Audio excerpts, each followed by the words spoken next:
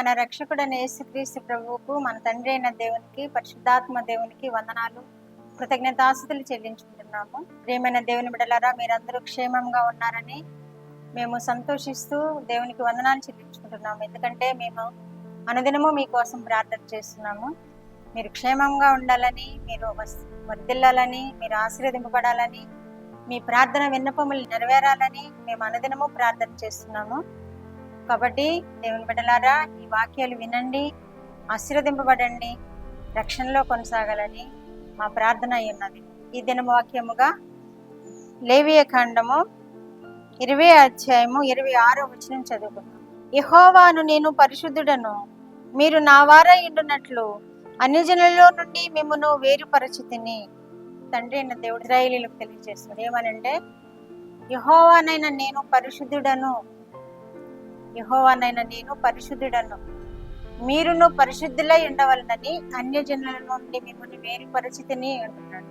ఇశ్రాయేలీయుల్ని తోడుకొని వచ్చాడు అన్ని జనుల నుండి, ఆ ఐగుప్తులో నుండి, ఆ ఐగుప్తు విగ్రహారాధనలో నుండి, అన్ని జనులలో నుండి, వారి ఆచారాల్లో నుండి, వారి సాంప్రదాయాల్లో నుండి వేరే పరిశుద్ధముగా జీవించాలని దేవుడు ఏర్పాటు చేసుకున్న ఆయన ప్రియుల కొరకు, ఆయన ఇశ్రాయేలీయుల కొరకు ఏర్పాటు చేసిన కానాను దేశంలో నడిపించడానికి అన్ని జిల్లాలో నుండి మిమ్మల్ని వేరు పరిస్థితిని అంటున్నాడు. తోడుకొని వచ్చాను అంటున్నాడు. అన్ని జిల్లాలో వారు వేరే ఉండాలని, వారిని యెహోవా దేవుని జనముగా చేసుకొని యెహోవా దేవునికి జనులుగా ఉండాలని తోడుకొని వచ్చినట్టుగా ఇక్కడ మన వాక్యంలో చూస్తున్నాం. నేను పరిశుద్ధుడను, ఆయన పరిశుద్ధుడు కనుక మీరును పరిశుద్ధులై ఉండుడి అని కూడా మరి ఒక చోట వాక్యంలో వ్రాయబడి ఉంది. వీరు పరిశుద్ధులై ఉండాలి అని దేవుడు కోరుకుంటున్నాడు.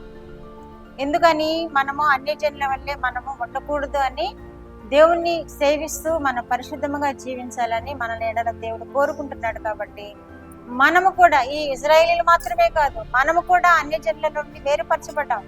మనము కూడా అన్ని సాంప్రదాయముల నుండి వేరుపరచబడదాం. మనము కూడా అన్య ఆచారాల నుండి వేరుపరచబడదాం. మన దేవుడు పరిశుద్ధుడు కనుక మనము పరిశుద్ధులమై ఉండలాగన అన్య ఆచారాలన్నీ విడిచిపెడదాం. అన్య దేవతల ఆహారాలను మనం తినకుండా ఉందాం. అన్య ప్రాంతాల్లో ఉన్న ఆ విగ్రహాలకు మనము చెందకుండా ఉందాం. మనము దేవుని కొరకు ప్రత్యేకింపబడదాం. పరిశుద్ధమైన జన్మగా ఉందాం. మనం పరిశుద్ధమైన జన్మగా ఉండి దేవునికి మహిమకరముగా జీవిద్దాం.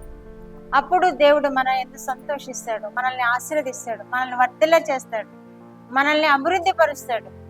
ఈ ఇశ్రాయేలీయులు మరలా వెనుక తిరిగినట్లుగా మనం వెనుక తిరగకుండా ఉందాం. మన పరిశుద్ధ జీవితాన్ని విడిచిపెట్టకుండా ఉందాం. దేవుణ్ణి సేవించటంలో అశ్రద్ధ చేయకుండా ఉందాం.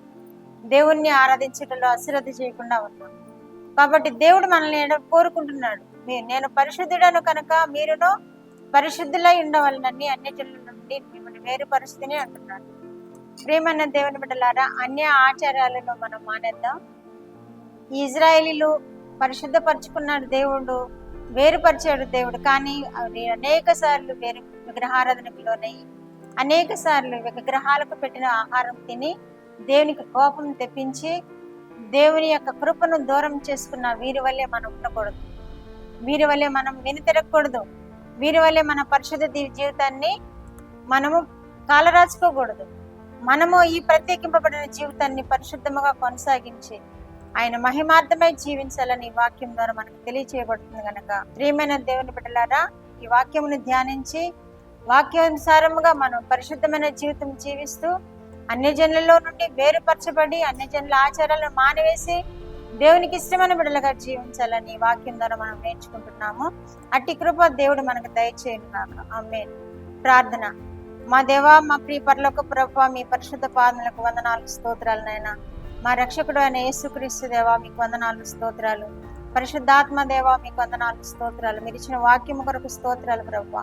నేను పరిశుద్ధుడనే ఉన్నాను, మీరును పరిశుద్ధులై ఉండలాగన అన్ని జనులలో నుండి మిమ్మల్ని వేరుపరిచితిని అని మీరు సెలవిచ్చిన దేవా, మమ్మల్ని వేరుపరిచినందుకు మీకు స్తోత్రములు ప్రభువా. అన్ని జనులలో మమ్మల్ని ఎన్నిక చేసుకున్నందుకు మీకు స్తోత్రాలు ప్రభువా.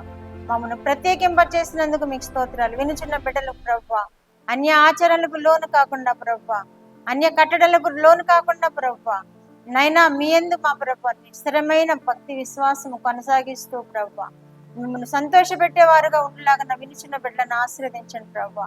వారి బిడ్డలని మీరు దీవించండి ప్రభు, వారి మనవులను నెరవేర్చండి ప్రభు, వారి కోరికలను తీర్చండి ప్రభు, ఆరోగ్యంతో కాపాడండి ప్రభు. మీరే మహిమ ఘనత ప్రభావాలు పొందుకొనమని యేసుక్రీస్తు వారి పేరిట ఈ మనవులు మీ పాదం మీద వేడుకుంటున్నాను పరమ తండ్రి. ఆమేన్.